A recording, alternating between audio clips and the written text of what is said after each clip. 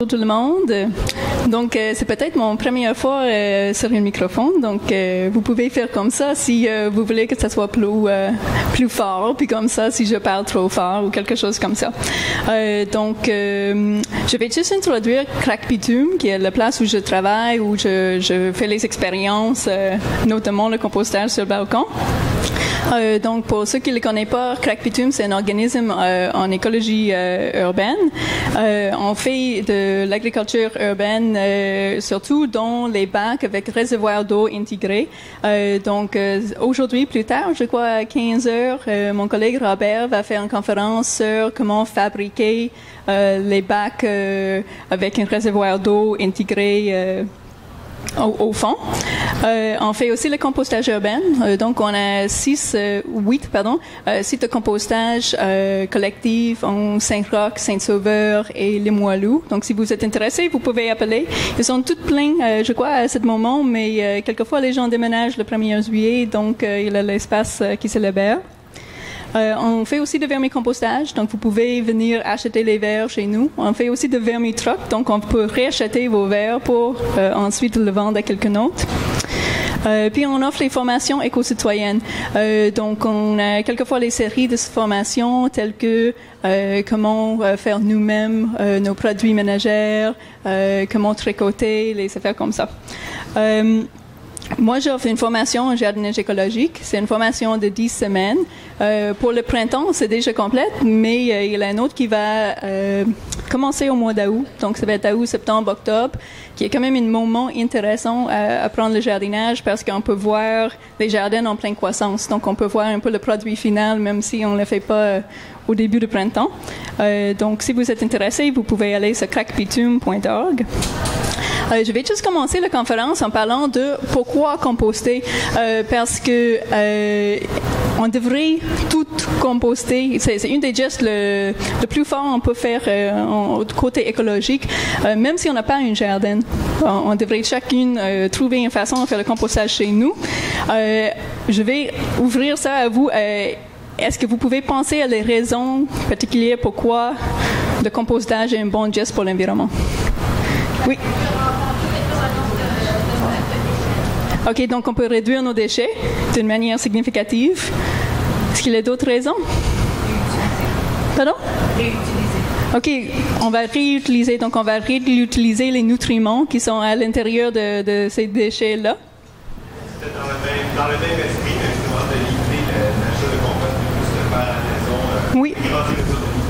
OK, donc on a plus d'autonomie alimentaire, plus d'autonomie dans notre jardinage, exactement. Donc, à peu près 40% de nos déchets sont compostables. C'est vraiment significatif. Si jamais, avec les déchets qu'on produit chez nous, je les appelle les déchets, mais c'est vraiment les ressources. Avec les ressources qu'on jette chez nous, si jamais ça ne s'est pas assez à fournir nos jardins, il y a toujours les ressources qui sont jetées par les épiceries, par les restaurants autour de nous. Donc, nous sommes entourés par les ressources qui peuvent être revalorisées. Donc, c'est une façon de recycler les nutriments locaux pour assurer que les nutriments ne se retrouvent pas dans un dépotoir, pas dans l'incinérateur. C'est aussi une façon de revaloriser les nutriments qui sont importés. Chaque fois qu'on achète les aliments d'ailleurs, ben, on achète le potasse, on importe aussi le phosphore, l'azote qui est contenu dans ces aliments-là. Donc, nous sommes en train de miner ou de vider les aliments essentiels qui étaient dans les autres pays. Puis, la chose le plus pire qu'on peut faire avec ça, c'est ici de le mettre dans un incinérateur ou dans un dépotoir qu'on peut jamais le reprendre pour utiliser d'une manière utile. Donc, c'est une façon à revaloriser quelque chose qu'on a amené ici. Et aussi, en termes de sécurité alimentaire future, à ce moment, nous sommes en train de mettre les ressources, les nutriments, les éléments essentiels pour l'alimentation. Nous sommes en train de les mettre dans les dépotoirs, les incinérateurs, de les mélanger avec les produits toxiques. On parle beaucoup de le pic de pétrole. On parle pas beaucoup de le pic de phosphore. Le pic de phosphore, c'est comme le pic de pétrole. On a déjà utilisé beaucoup de nos stocks de phosphore. C'est essentiel pour la production de fruits, qui fait une grande partie de notre alimentation. Si on continue de le jeter, les générations futures vont être vraiment mal prises. Donc, aussi, quand on fait le compostage, on réduit les gaz à effet de serre dans un dépotoir parce que les matériels sont enterrés par d'autres matériels. On a une décomposition anaérobique, donc avec aucun oxygène, puis on a beaucoup de production de méthane. Donc vraiment, il y a vraiment moins de gaz à effet de serre qui sont produits quand on fait le compostage. Puis aussi, on réduit la contamination de l'eau. Donc, dans une dépotoir, on a les déchets humides, puis avec les matériels toxiques, donc on a les lixiviats toxiques, donc un liquide toxique qui sort des dépotoirs. Puis aussi, en termes de jardinage, pourquoi composter? Parce que c'est une source de fertilité gratuite et équilibrée. Ça améliore beaucoup la structure du sol, puis ça aide avec la rétention d'eau. Puis ça amène la vie au jardin. Donc, tous les petites bébites qui sont dans notre compost, ça va inoculer notre jardin afin de faire un écosystème dans notre sol, qui est particulièrement important, par exemple, dans les milieux urbains qui souvent ont perdu leur vie avec le temps. Donc, juste pour montrer rapidement un peu les contextes différents pour les différents types de jardinage et les différents types de compostage. Je vais juste montrer mes jardins rapidement. Ça, c'est mon jardin sur le balcon. Ça, c'est qu'est-ce qu'on fait à Crac-Bitume. Ça, c'est mon jardin dans un jardin communautaire à Limoilou. Puis ça, c'est mon jardin en campagne. Pour chaque jardin, j'ai des solutions différentes pour le compostage. Je ne peux pas prendre juste une solution puis l'appliquer partout. Donc, dans mon jardin, en plein terre, le compostage, je le fais d'une manière très facile. Je montre ça juste parce que si vous avez un petit jardin en plein terre et vous pensez que vous n'avez pas assez de place pour mettre une compostière, ça peut être assez facile. Fin automne, on voit que j'ai beaucoup de matière végétale. Puis si jamais je veux remplir une composteur avec ça, mon composteur va être rempli très vite. Donc, qu'est-ce que je fais? C'est que je coupe toutes les plantes, puis je les couche sur leur côté, puis je mets les feuilles.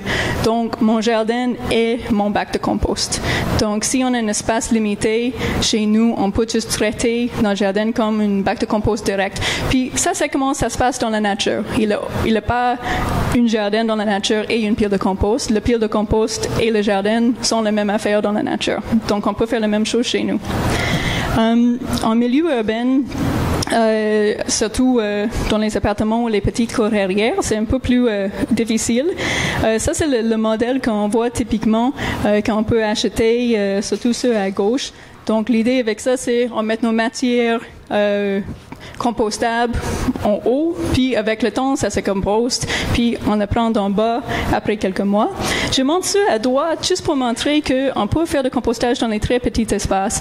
On n'a pas nécessairement besoin d'une grande composteur. On peut travailler à petite échelle. Ça fonctionne quand même bien si c'est bien géré. Donc, qu'est-ce qu'on peut faire si on a juste un balcon? C'est ça vraiment la question qu'on va adresser aujourd'hui. Je mentionne beaucoup les balcons, mais ça peut être aussi une cour bétonnée, ça peut être un toit. Donc, chaque fois que je dis balcon, je pense à toutes les autres situations à lesquelles ça s'applique. Donc, il y a plusieurs personnes qui ont essayé à faire les systèmes de compostage sur le balcon. C'est un système avec 2 chaudières. Donc, ici en haut, on voit seulement une des chaudières. On voit la chaudière intérieure parce que la chaudière extérieure dans laquelle ça va aller, c'est juste une chaudière bien normale. Donc, on a une chaudière normale, puis à l'intérieur, on a une chaudière avec quelques trous. Le concept avec ça, c'est d'avoir les trous où, s'il y a un liquide, ça peut sortir. L'idée avec ça, c'est juste de mettre nos déchets alimentaires et les feuilles, puis d'assurer que c'est bien aéré. Ça fonctionne, mais on a quand même un liquide avec une mauvaise odeur qui sort dans l'autre chaudière.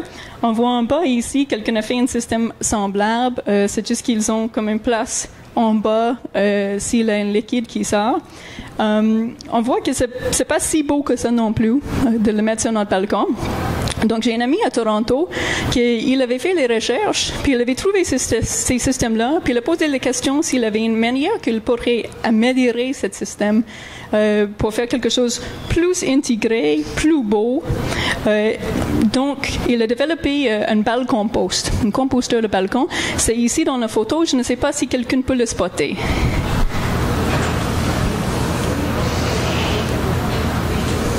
Est-ce qu'on le voit? C'est un bon signe.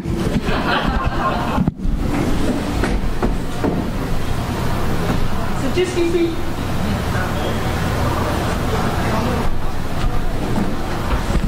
Donc ça, c'est son composteur qui fournit le compost pour tout son balcon.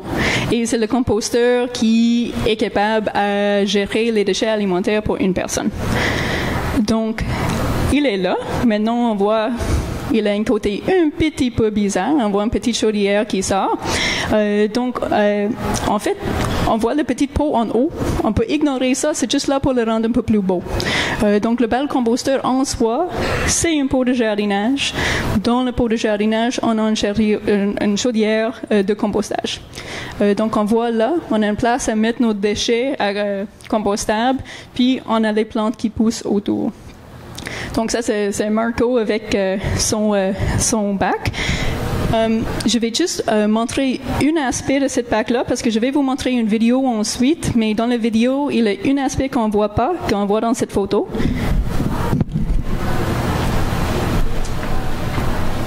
C'est juste là. Il a une petite porte, donc il a une petite porte où, en théorie, il peut mettre sa main pour prendre le compost qui est mûr. C'est pas nécessairement ma façon préférée à prendre le compost, mais je voulais au moins montrer que c'est une possibilité de mettre une petite porte. Puis le matériau de fabrication est extrêmement simple. C'est un grand récipient en plastique, donc un pot de jardinage de votre choix, dès que c'est assez grande. Puis une chaudière sans fond, trouée pour l'aération. J'ai amené une ici que je vais passer juste pour montrer à quel point c'est vraiment rien de spécial.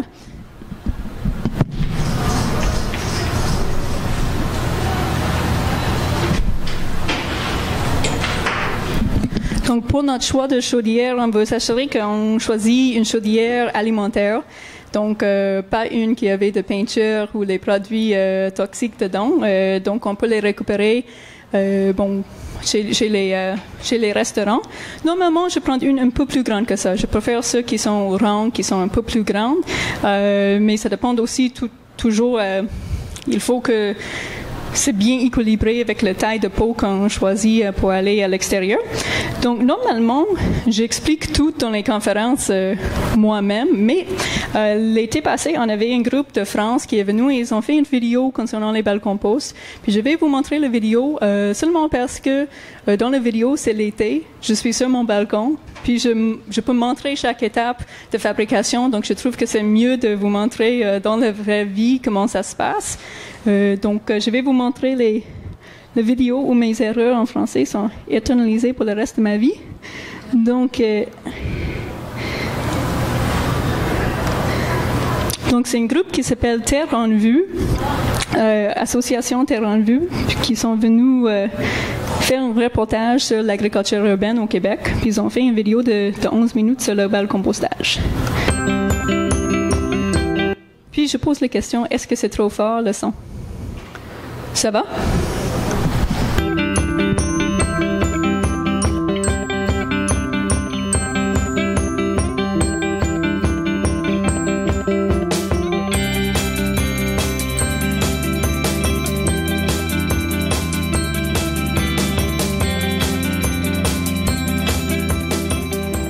Donc, voici mon composteur de balcon, qu'on appelle une balcompost. Comme on voit, en fait, c'est une bac de jardinage, mais le truc spécial, c'est que je peux faire du compostage à l'intérieur de mon bac de jardinage. Donc, ici à l'intérieur, je peux faire du compostage comme on fait de compostage normalement. Je mets les feuilles en décomposition. Donc, ça, c'est les feuilles ici. J'ai aussi les sacs de papier brun, par exemple, les sacs de papier de la boulangerie. Et je mets aussi mes déchets alimentaires à l'intérieur. En fait, le balcompost, c'est fait juste avec deux morceaux différents. Une, c'est une grande pot de jardinage. Puis l'autre morceau, c'est une chaudière sans fond. Donc, la chaudière ici, il n'a aucun fond. Ça fait que la matière en décomposition, c'est lié aux plantes qui sont ici. Donc, si par exemple, il y a un peu de jus de compost qui sort, au lieu de faire les dégâts partout sur mon balcon, ce jus de compost va être repris par les plantes. Donc, c'est une fertilité pour les plantes qui sont autour. Mais c'est également la fertilité. J'étais sur le point de manger un sandwich.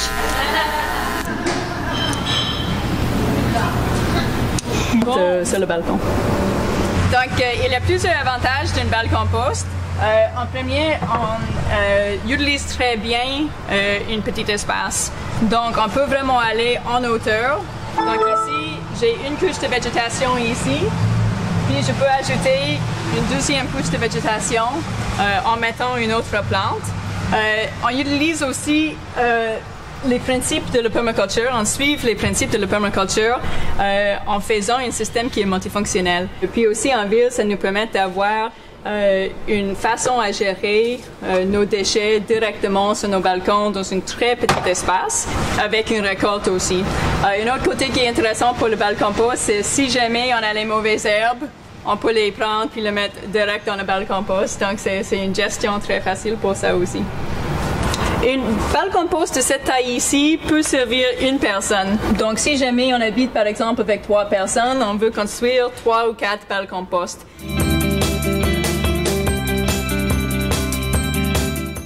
Donc, la fabrication d'une balle compost est très simple. On a besoin d'une grande chaudière comme pot de jardinage. Donc, celui-là, c'est très grand. Ça peut être un peu plus petit, mais pas beaucoup plus petit que ça. On a besoin aussi d'une chaudière. Donc, c'est une chaudière alimentaire récupérée. On a besoin également d'une scie et une perceuse électrique. Donc, pour fabriquer mon balle compost, j'ai vérifié que les deux, ça va bien ensemble. Donc, on voit ici que j'ai assez de place pour mon compost dans la chaudière, mais j'ai aussi assez de place pour la terre entre la chaudière et le bac de jardinage. Donc, pour le grand pot de jardinage, on n'a pas besoin de rien faire. On peut le laisser juste comme ça. Il faut assurer, par contre, qu'il y a les trous d'égouttement pour assurer que quand on arrose, les racines ne seront pas noyées. Sur le chaudière alimentaire, on va prendre notre perceuse électrique et on va faire les trous. Je vais juste faire une note que j'ai montré cette film à une de mes amies qui m'a dit que je l'ai fait d'une manière pas sécuritaire du tout. Puis c'est vrai, on a même fait ailleurs, puis on a juste fait semblant que je l'ai fait là. Donc, faites ça d'une manière beaucoup plus sécuritaire que ça, s'il vous plaît.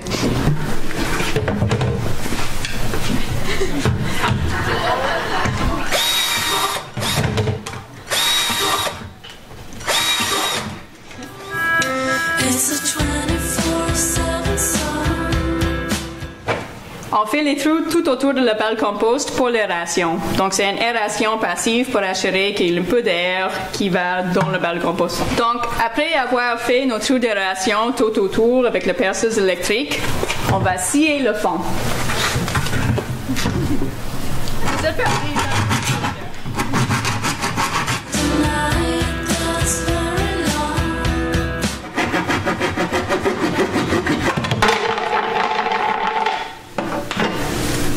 Donc, on a scié le fond afin d'assurer que le compost a un contact direct avec la terre dans le pot de jardinage. Donc, maintenant, on va aller dehors, puis on va terminer la fabrication de notre balle compost. Donc, la prochaine étape pour la fabrication de notre balle compost, c'est de remplir le balle compost avec la terre et les plantes. Donc, pour commencer, je vais mettre quelques centimètres de terreau dans le fond de mon grand pot de jardinage.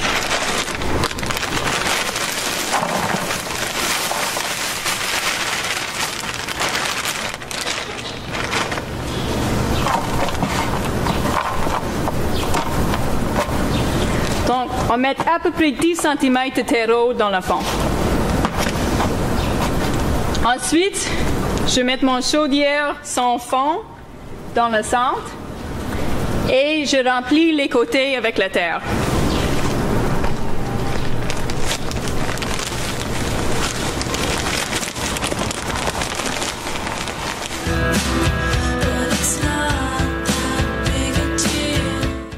Quand notre balle compost est bien remplie avec la terre, on va ajouter les plantes tout autour dans l'anneau.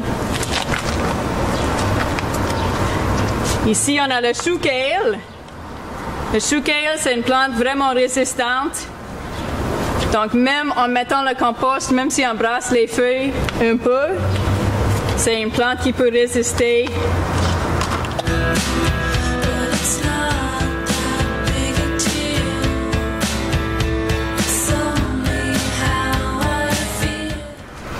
On a également une plante d'aubergine qui va apprécier le soleil.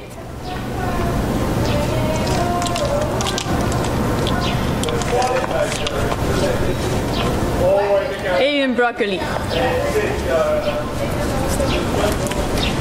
Donc, le bal compost est prêt. Maintenant, je peux tout simplement ajouter mon matière brune, telle que les feuilles, et la matière verte.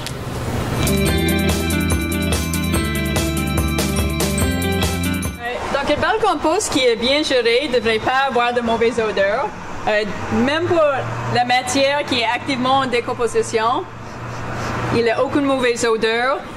C'est vraiment une question d'avoir un bon équilibre entre la matière brune et la matière verte. Donc, si par exemple, j'utilise les feuilles qu'on peut trouver partout dans le quartier, je veux mettre à peu près 2 poignées de feuilles pour une poignée de déchets de légumes.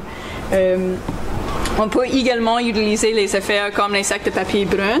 À ce moment-là, c'est tellement riche en carbone qu'on peut mettre même plus de légumes. Donc, si on ajoute trop de matière verte, si par exemple on met juste les déchets de table, les déchets de cuisine, ça va pourrir. On va avoir vraiment une mauvaise odeur, une odeur d'ammoniac, une odeur de pourriture.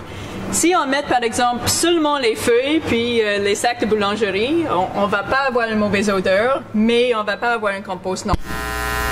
Oh non! Je comprends pas. Bon.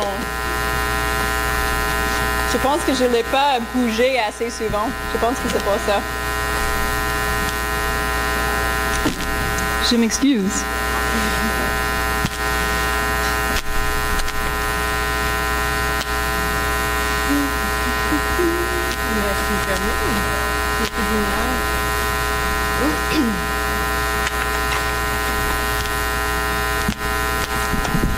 Bon, donc si on ajoute juste de matière brune, par exemple, si c'est juste les feuilles qu'on met, ça va se décomposer avec le temps. C'est juste que ça va prendre à peu près 2 ans à décomposer.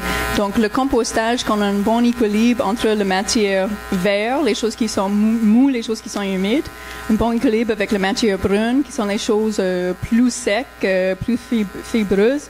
À ce moment-là, on peut avoir une bonne décomposition à l'intérieur de à peu près 6 ou 7 mois pour une belle compost. On peut quand même avoir un bon résultat après 6 ou 7 mois. Après 1 an, on a un super bon résultat. Par contre, avec les composteurs qui sont plus grands, comme ceux qu'on voit dans les cours arrière, si c'est bien géré, on peut avoir un bon compost après plus comme 3 ou 4 mois au lieu d'attendre 7 à 12 mois. Donc, une chose à mentionner pour le bal compost, c'est le fait que c'est une compost vraiment plus lente. Donc, avec les grands composteurs, ça chauffe beaucoup plus. Donc, le processus de décomposition est plus rapide. Par contre, dans la décomposition plus rapide, on perd plus d'azote dans ce processus-là qu'avec une belle compost. C'est très lent, ça prend plus longtemps. Mais on garde plus de nos nutriments. Donc, c'est intéressant pour ce côté-là. Également, parce que c'est un espace plus petit, il faut que on respecte vraiment bien les règles par rapport à qu'est-ce qu'on devrait ajouter et qu'est-ce qu'on ne devrait pas ajouter. Donc, souvent, avec le compostage, on entend qu'on ne devrait pas ajouter, par exemple, les produits laitiers ou les déchets animaux, les affaires comme ça. Avec une balle compostage, c'est encore plus important de respecter ces règles-là. Donc, tout ce qui est produit animal, on veut éviter à cause des odeurs potentielles et les pathogènes potentiels, parce que ça ne va pas générer assez de chaleur afin de neutraliser ces problèmes-là. Même chose pour les plantes malades, même chose pour les mauvaises herbes en graines. On va juste augmenter nos problèmes si on ajoute ces matériaux-là dans une balle compost. Est-ce qu'il y a des questions par rapport à qu'est-ce qu'on devrait ajouter ou qu'est-ce qu'on ne devrait pas ajouter? Oui? C'est quoi? Oui, on peut mettre les coquilles d'œufs. J'aurais dû mentionner, c'est en termes de produits animaux, ce serait à peu près la seule exception. Ou on pourrait mettre les cheveux aussi, mais c'est tellement lent en termes de décomposition que je ne le recommande pas nécessairement dans un si petit espace. Oui. Donc, on pourrait mettre un peu de terre dans notre balle compost pour deux raisons. Une raison, ce serait d'inoculer le balle compost. Tous les aliments, ils ont déjà les micro-organismes qui sont nécessaires. Je m'excuse pour le bruit en arrière, pardon. Tous les aliments, ils sont déjà englobés enterrés par les petits micro-organismes qui font la décomposition. C'est dit, il y a certains organismes qu'on ne trouve pas nécessairement sur les pelures de nos aliments qui peuvent aider avec la décomposition. Donc, si vous avez une amie qui a un jardin, vous pouvez, par exemple, prendre une poignée de terre puis le mettre dans le balle compost afin d'inoculer. On pourrait aussi, si on veut, mettre un peu de terre de jardinage afin de couvrir la surface sur le balle compost pour éviter les problèmes avec les petits insectes. Moi, je trouve que j'aime un peu moins ce concept-là parce que ça va remplir même plus vite. Parce que si on ajoute les choses à chaque jour, puis on ajoute la terre à chaque jour, mais c'est un très petit espace. Normalement, on peut continuer à ajouter les choses dans notre balle compost parce que avec le processus de décomposition, ça se réduit d'une manière constante. Si on met la terre, ça marche un peu moins. Donc moi, qu'est-ce que j'ai tendance à faire par rapport à les bébites, c'est je prends un sac de boulangerie, puis je l'ouvre pour que ça soit le plus grand que possible, puis je mets une ou deux sacs sur la surface, puis en dessous de le couvercle. Puis chaque fois que je mets d'autres matériels, mais je bouge ça, je mets mes matériels, puis je replace le papier brun. Oui? Oui, donc on devrait mélanger afin de faire une aération. Une des raisons pourquoi on avait les trous sur le côté, c'est d'avoir une petite aération passive, mais on peut faire une aération active aussi, par exemple avec un bâton. Puis on veut... une façon d'avoir une aération, c'est aussi juste de ne pas compacter. Donc, si par exemple tu veux plus d'espace, de le faire compacter, c'est pas nécessairement le bon réflexe parce qu'on a besoin d'aération pour avoir un bon compostage. Oui? C'est un peu à ton choix. Moi, je dirais, j'ai une tendance à la faire peut-être une fois par mois quand je pense à ça, mais une fois par semaine, ça peut être une meilleure idée. Mais en disant, je ne le fais pas si souvent que ça, puis j'ai quand même des bons résultats.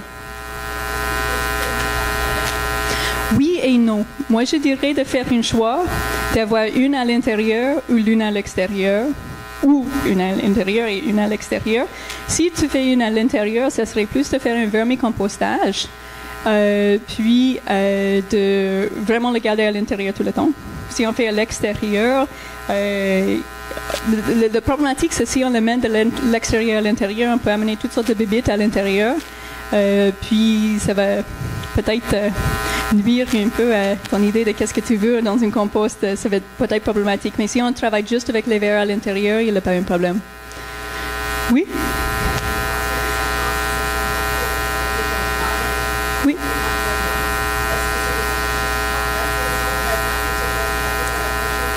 Oui, exact. Donc, si par exemple, tu fais ton balle compost maintenant, ça serait de faire ton compost pour l'année prochaine. Je ne sais pas si quelqu'un travaille encore sur la problématique parce qu'on a quelques photos de plus à montrer, mais je vais certainement prendre les questions entre-temps. Donc, qu'est-ce qu'on fait en hiver? C'est on trouve une autre solution pour le compostage pendant l'hiver. Malheureusement, ça arrête pendant l'hiver. Le bon côté, c'est ça recommence tout seul. Au printemps, on n'a pas besoin de le réinoculer, on n'a pas besoin de rien faire de spécial. Si on veut avoir les solutions pendant l'hiver, bon, à ce moment-là, c'est mieux d'avoir 10 ou 12 balles compost, qui n'est pas une idée si fou que ça, parce qu'on voit qu'une balle compost, ça prend pas nécessairement beaucoup plus de place qu'une pot de jardinage normale. C'est une pot de jardinage normale, et il a les plantes de jardin dedans. Peut-être on a un peu moins de plantes parce qu'on a notre balle compost, mais si jamais on veut faire cette gestion-là, moi j'ai également mis dans notre stationnement en arrière de notre appartement, j'avais mis une grande balle compost qui pourrait gérer un peu plus de déchets. Mais évidemment, on attend d'après la ville pour avoir le collecte chez nous. Si jamais... Bonjour Stéphane. Si jamais la ville commence à voir les trous dans les couverts ou de l'arroser légèrement afin d'avoir un bon niveau d'humidité, si ça a lampe, on peut juste le laisser tout seul. J'ai jamais eu les problèmes à lampe. C'est aussi une bonne solution pour qu'est-ce qu'on peut faire avec les balcons ombragés. Tout le monde pense qu'un balcon ombragé c'est un peu plate parce qu'on peut pas avoir les tomates et les choses comme ça. Les balcons sont vraiment parfaits pour ces espaces-là. Je pense que j'ai oublié exactement où la vidéo s'est coupée. Est-ce que vous avez vu que, oui, j'avais mis une plante aubergine dans la vidéo. Je voulais juste corriger cette partie-là. C'est l'autre partie que je devrais corriger. C'était pas le meilleur choix pour une plante. J'avais montré que j'avais mis les choux kale. C'était les très bons choix.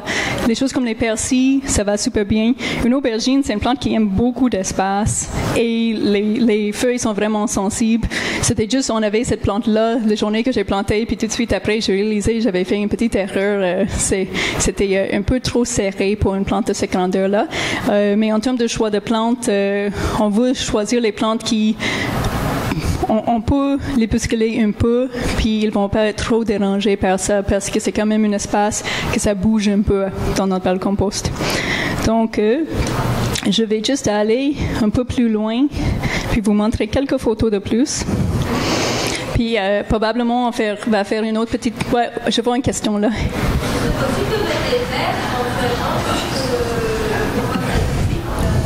Donc on pourrait mettre... La question c'est est-ce qu'on pourrait mettre les vers de terre?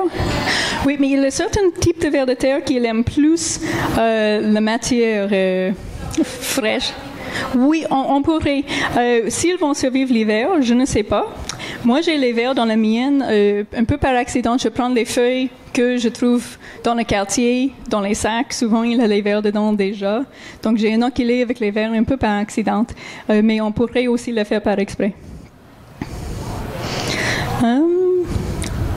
Donc, on a quasiment rendu à où on était.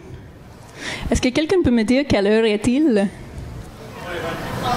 Oh, 35, donc je devrais... Donc ça, c'est juste un autre exemple d'une plus grande balle compost qui est fait dans une Rubbermaid. Puis quelqu'un a mis de jute, les sacs de café autour pour rendre ça un peu moins Rubbermaid. On a aussi plus d'informations sur notre site Internet. On a déjà parlé de tout ça. Je vais juste montrer une couple d'exemples de comment on peut aller plus loin avec ces concepts-là. En fait, je vais retourner à la partie sur la permaculture parce que je réalise que j'ai déjà pris beaucoup de questions, donc on va avoir moins à la fin.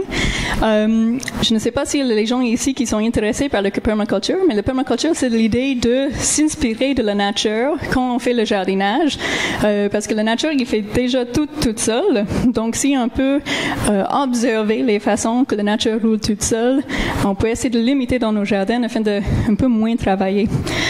Donc, il y a quelques concepts, quelques principes de la permaculture qui sont en lien avec le balcompostage. Une, c'est d'intégrer plutôt que de séparer. Donc, quand je parle de la séparation, dans le jardinage en ville, on a tendance à avoir notre jardin, notre compost, notre berry de l'eau de pluie, que dans la nature, tout est intégré. Donc, on a un peu cette réintégration de le concept de le jardinage et le compostage. Un autre principe de la permaculture, c'est de ne pas produire les déchets, de voir les déchets comme des ressources.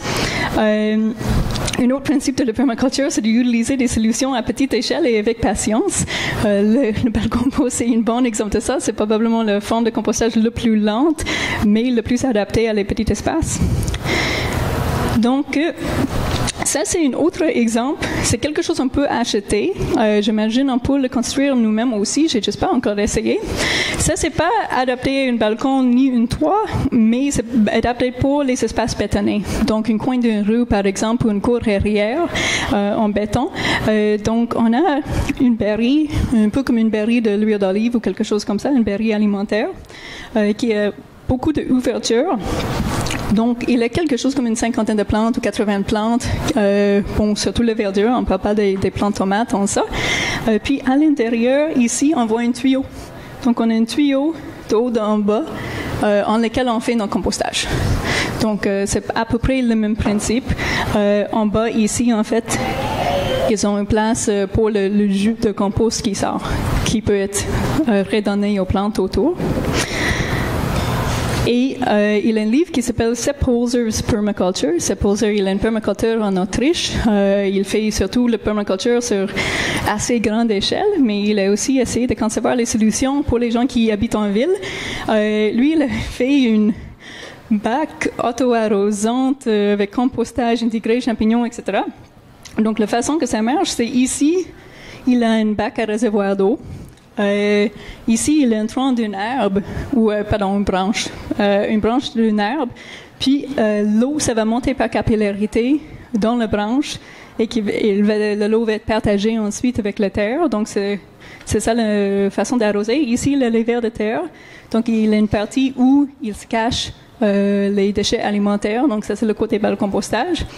Dans son branche, c'est inoculé avec les champignons pour une production de champignons. Puis la branche, c'est une tuteur pour les kiwis nordiques qui sont les plantes grimpantes qu'on peut acheter à pépinière ancestrale. Donc l'idée, ça va aller d'un balcon à l'autre. Puis, mauvaise direction. Son concept, c'est, par exemple, dans une coop d'habitation ou un appartement où tout le monde sont les amis, l'idée, ce serait, on a quelque chose comme ça qui va, le même vigne de kiwi, d'un balcon à l'autre. Donc, ça serait réenraciné sur chaque balcon. Donc, si quelqu'un va en vacances, c'est pas grave parce que tout le monde peut arroser les mêmes plantes. Donc, moi, je trouve que c'est un concept génial. L'autre côté, j'ai pas fait une encore parce que une fois que j'ai fait un énorme balcon sur mon balcon, mon propriétaire disait qu'est-ce que tu fais là? C'est 200 livres. Qu'est-ce que c'est? Je me sens un peu la même chose avec ceux de ces poseurs. Il faut être déjà propriétaire de chez toi ou avoir un balcon qui est en bonne condition. Puis il faut aussi avoir certaines connaissances. Donc je le montre parce que je pense que c'est vraiment incroyable et je pense que si vous pouvez intégrer une ou deux de ces idées dans votre balcompost, c'est super. Mais en gros, je promouvoir surtout le balcompost très simple parce que c'est quelque chose que tout le monde peut créer demain si vous voulez. À quel point c'est simple. Donc, je vais juste prendre les questions s'il y a plus de questions. Ou peut-être on a déjà répondu à toutes. Oui. Donc, s'il y a plus de questions, je vais être ici quelques minutes de plus. Puis, merci beaucoup d'être attentive malgré les bugs techniques.